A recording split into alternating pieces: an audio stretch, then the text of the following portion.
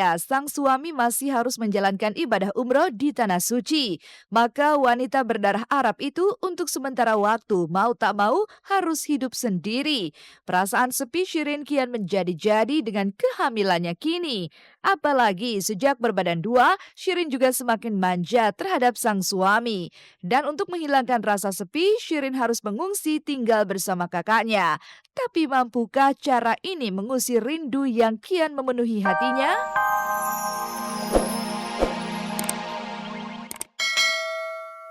Abbas dengan suami Regina Ilal Ferhan, saksi dari pihak Nia Daniati. Lantas seperti apa aksi saling lempar tudingan dari dua sosok sensasional ini pasca menjalani sidang? Dan mengapa Nia Daniati yang sebelumnya hadir di persidangan itu justru tak tampak ikut dalam sidang lanjutan Rabu kemarin?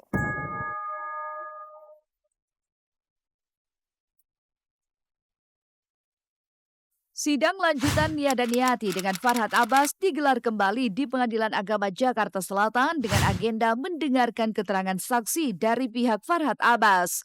Jika sebelumnya Nia Daniati menghadirkan Ilal suami Regina sebagai salah satu saksinya, maka kali ini giliran Farhad yang membawa Regina sebagai saksi dalam perceraiannya bersama Nia Daniati.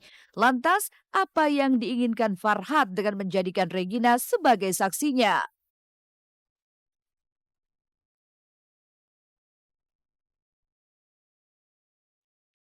Hari ini saya membawa saksi, diantaranya Regina, yang untuk meluruskan.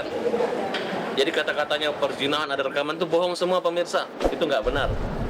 Mereka hanya membuat satu opini untuk menjatuhkan saya. Itu mendengarkan keterangan saksi dari Farhad Abbas.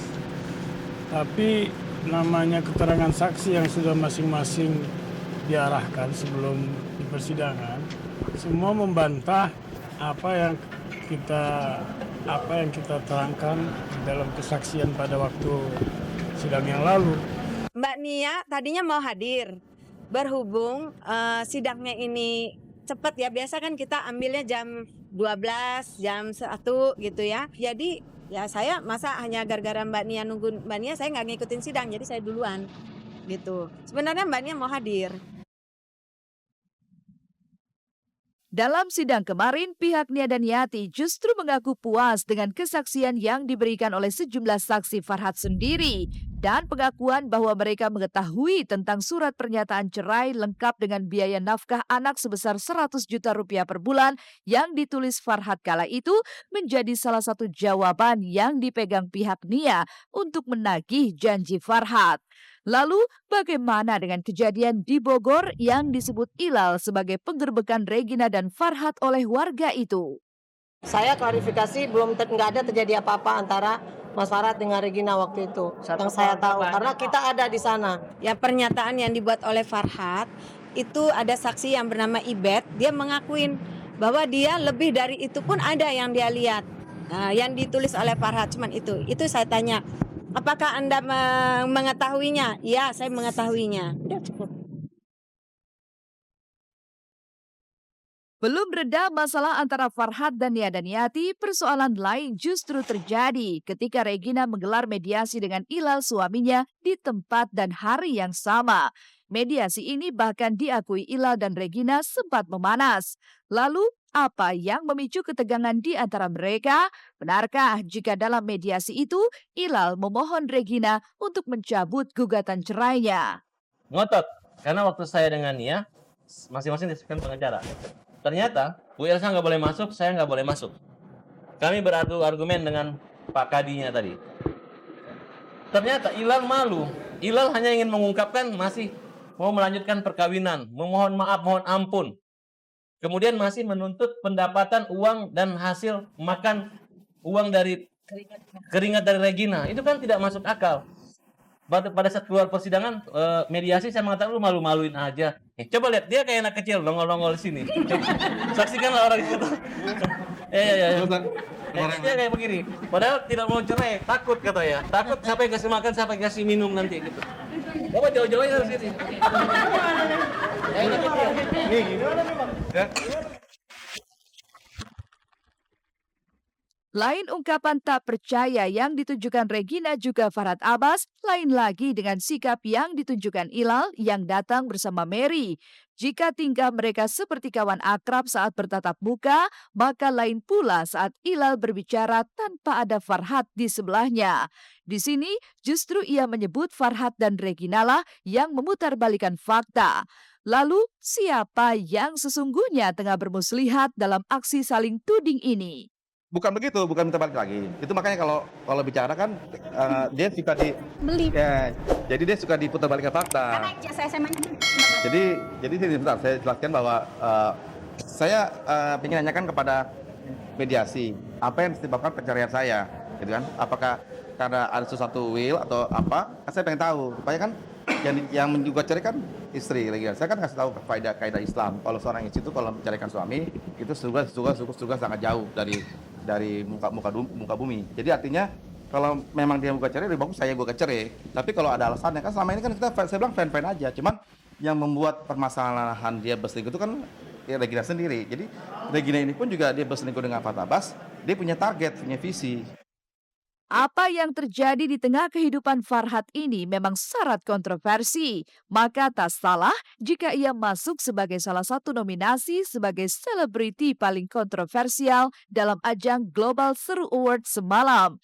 Bahkan Farhad mampu membawa pulang piala penghargaan dengan mengalahkan sejumlah artis kontroversi lainnya. Tapi entah mengapa Farhad tidak hadir dalam acara itu. Dan penerimaan penghargaan diwakilkan Poati dan Opi Kumis. Dan pemenangnya adalah Farhad Abbas.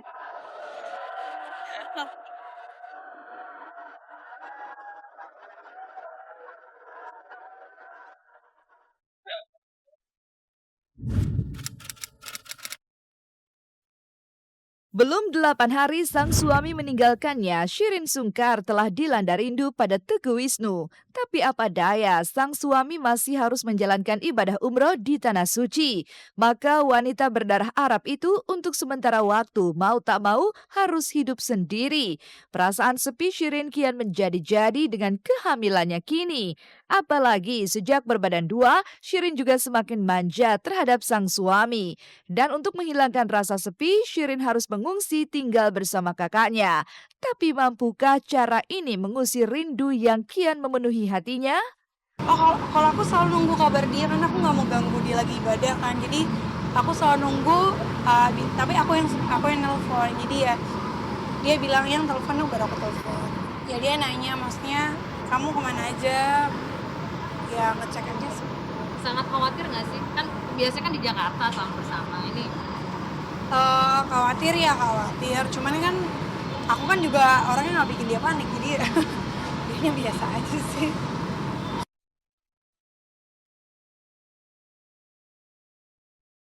Bertukar kabar menjadi satu-satunya cara bagi mereka untuk melepas rindu satu sama lainnya. Dengan cara ini pula, Teguh Wisnu bisa memastikan kondisi sang istri yang tengah mengandung darah dagingnya. Lalu benarkah semenjak di Tanah Suci, Teguh Wisnu jadi lebih cerewet? Oh iya dia sih ngecek kayak kalau nggak ke aku ke mbak, ke orang rumah kayak gitu. Jadi ya namanya suami lagi nggak hamil aja kan pasti dia khawatir. Kalau lagi hamil ya pasti ekstra khawatir. Aku kan orangnya tukang main, jalan. Paling ya dia kayak wanti-wanti aja kalau gitu. Banyak istirahat aja di rumah. Ketakutan Teguh Wisnu terasa wajar saat sebelumnya sang istri pernah mengalami pendarahan di awal kehamilannya. Karena itu pula Shirin Sungkar sempat harus beristirahat total untuk menjaga si jabang bayi. Maka ketika mereka tersekat jarak, Wisnu selalu mengingatkan Shirin agar tetap menjaga kehamilannya yang sudah semakin menua. Lalu benarkah Shirin sempat bed rest kembali karena kerinduan dengan sang suami? Itu kan awal-awal. Kan sudah lama beberapa bulan yang lalu. Cuman memang itu juga kan bed rest aja, nggak separah apa yang orang ngomongin. Jadi ya nggak apa-apa sih. Yang 3 minggu aku nggak kemana-mana sama sekali, benar-benar di rumah. Cuman kan setelah bed rest itu alhamdulillah kesininya musuh ya nggak pernah kenapa-napa gitu ya. Mudah-mudahan sampai melahirkan juga nggak akan kenapa-napa.